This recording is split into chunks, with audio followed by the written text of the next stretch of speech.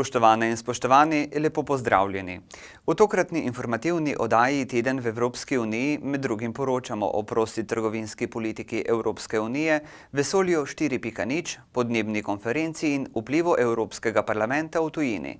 Ostanite v naši družbi. Evropski parlament išče rešitve za ponovno vzpostavitev in obnovitev zaupanja državljanov v prosto trgovino po sporazumu med Evropsko unijo in Kanado ter po izvolitvi Donalda Trumpa v Združenih državah Amerike. Brussels, Berlin, Copenhagen. Throughout Europe, people have been protesting against the EU-Canada trade deal, a popular uprising that highlighted European citizens' concerns about the EU's free trade policy. To head off further unrest, MEPs are looking into the issue. At stake is the legitimacy of the EU's trade deals. Wir brauchen Handelsabkommen, um Globalisierung zu gestalten. Allerdings ist in der Vergangenheit zu wenig in der Breite diskutiert worden und zu viel hinter verschlossenen Türen. Das muss Transparenz und im breiten Diskurs stattfinden und dann auch mit einfachen und klaren Verfahren. The EU has a 15% share of the global trade in goods. Transport, textiles, chemicals, food and drink. EU exports are doing well, with a positive trade balance of €64 billion in 2015. The recent signature of the Canada deal should give a further boost to trade. For the Commission, it's now up to the Parliament to ensure its swift ratification.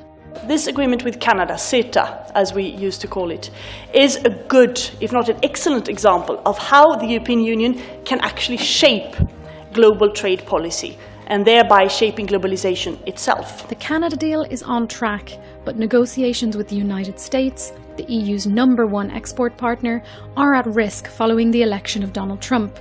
During the course of his electoral campaign, the president-elect hinted at breaking off talks with the EU. Bivši svetovalec panamske vlade in dobitnik Nobelove nagrade za ekonomijo profesor Štiglic je bil povabljen, da nagovori preiskovalni odbor v zadevi panamski dokumenti, ki jo je sklical Evropski parlament. Poziva k ničelni toleranci proti skrivnim davčnim strukturam in Evropo k vodilni vlogi v borbi proti njim. To use secret tax havens to avoid paying their legally responsible taxes is in my mind unconscionable. These secrecy havens are not just offshore. We sometimes talk about the Panama Papers in Panama, but they're also onshore. They're in Europe, they're in the United States.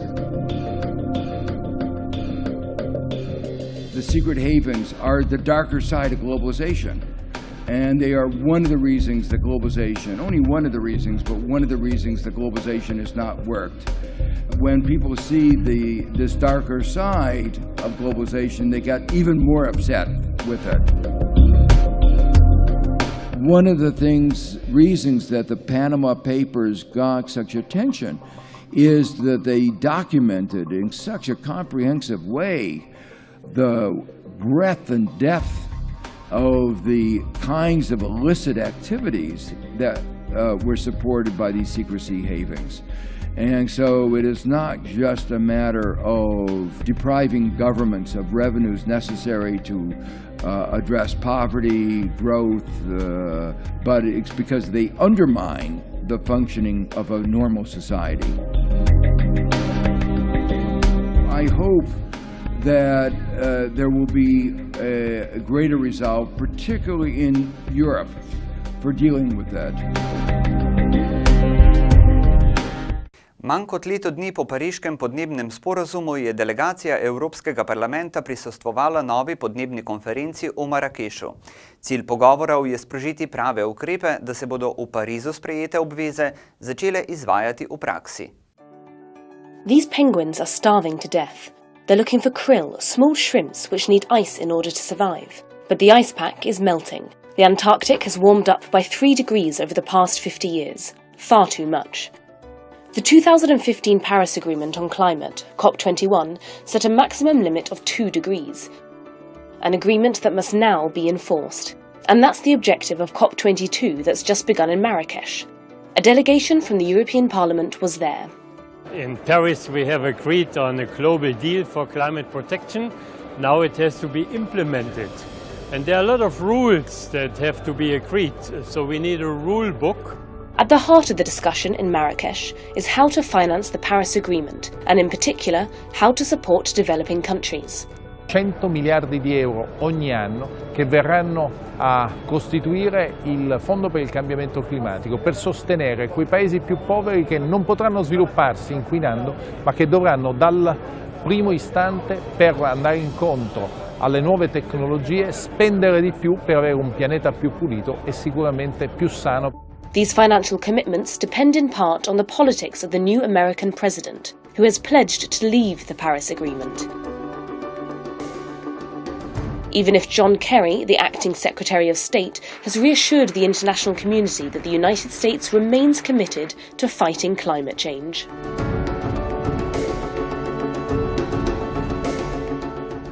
Prihodnost raziskovanja vesolja, izzivi, s katerimi se soočajo vesoljske politike EU in novi akterji na področju vesolja iz zasebnega sektorja, so umeščeni visoko na seznamu vsebin seminarja na temo vesoljske politike, organiziranem v Evropskem parlamentu. A French astronaut, a satellite providing a navigation system, the Ariane 6 launch rocket. What do they all have in common? These space programs aspire to achieve European excellence. That's all part of what may be called Space 4.0. 1.0 is astronomy. 2.0 is the race in space.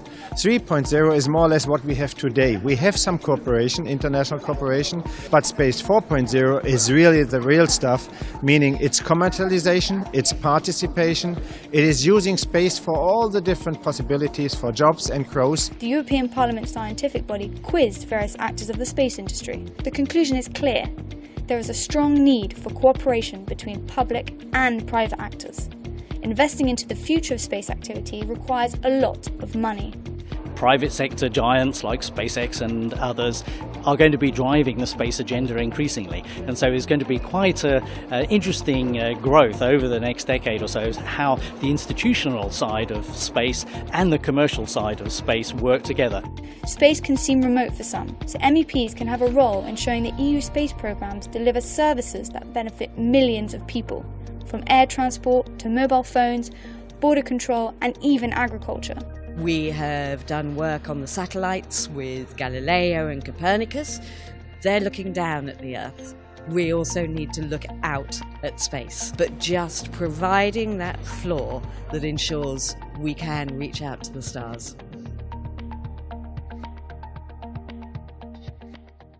Za konec pa sledi še kratek pregled, kako Evropski parlament v sodelovanju z drugimi institucijami EU ščiti in spodbuja vrednote in interese evropskih državljanov po svetu.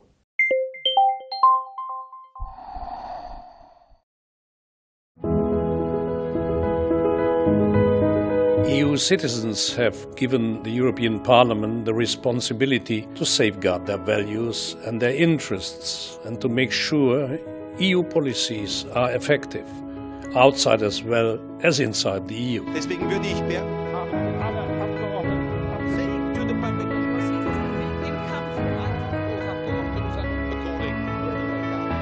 we understand our collective strength. The Union is the world's leading trader of goods and services. We are the top investor in overseas ventures and the #1 donor to developing countries. And we understand our responsibility.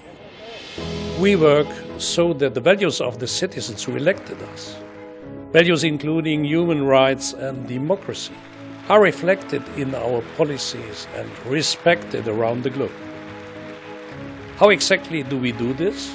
In many cases, our efforts begin in our committees. The Foreign Affairs Committee of the European Parliament plays an essential role to control, to push, to be informed, to ratify and decide whether the executive branch gets money or not. We believe in parliamentary diplomacy, where we cooperate with Mrs. Mogherini, and I believe that it's very much important that the European Parliament can help to achieve a better outcome of the European foreign and security policy. The European Parliament plays a major role on foreign policy. Interparliamentary diplomacy is something extremely important and helpful for our European work, but also the work that the Parliament does in observing elections worldwide. We have a strong cooperation, and the Parliament contributed a lot in the drafting of the global strategy that we will now have to implement. So on all major issues, the Parliament is there and we work together as a real team. The European Parliament has important budgetary powers. We approve the EU's 7-year budget, and every spring we scrutinize the next year's spending plans. The European Union is the world's largest donor. We provide more than 10 billion euros in aid around the globe every single year.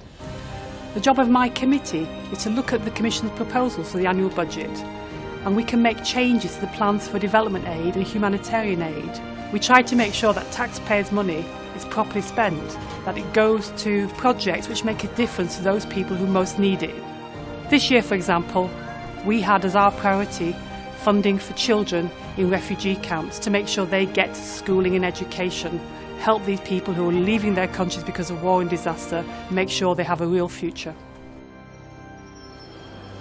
The Treaty of Lisbon massively strengthened the Parliament's power.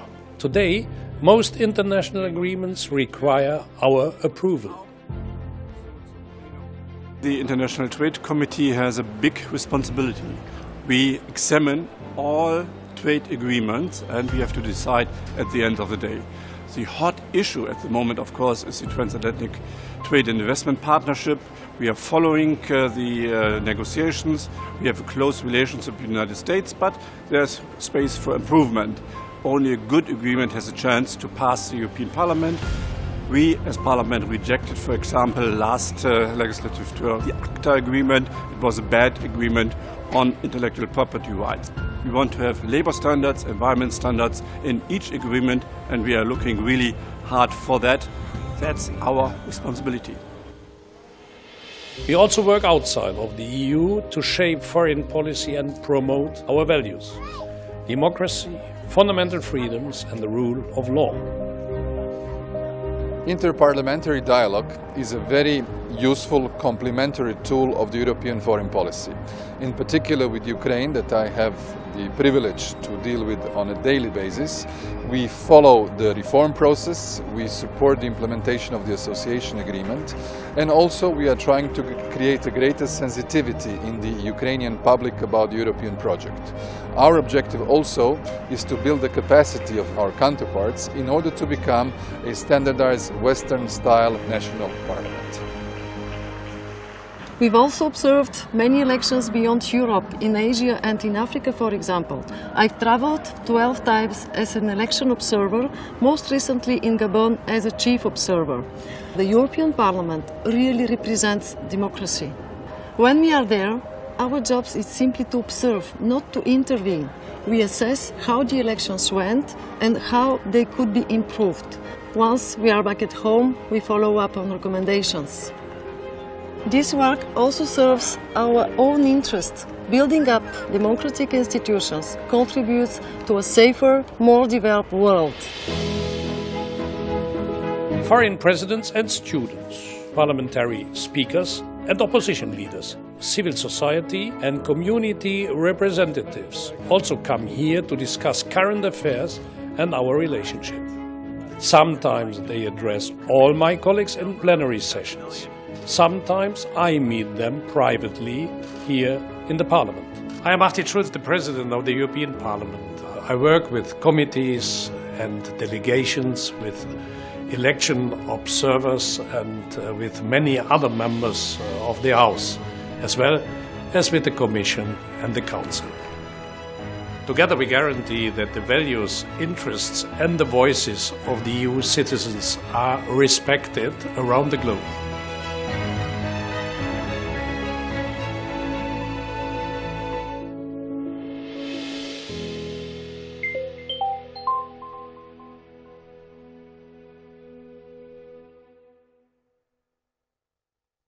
Drage gledalke in dragi gledalci, hvala, da ste bili tudi tokrat z nami.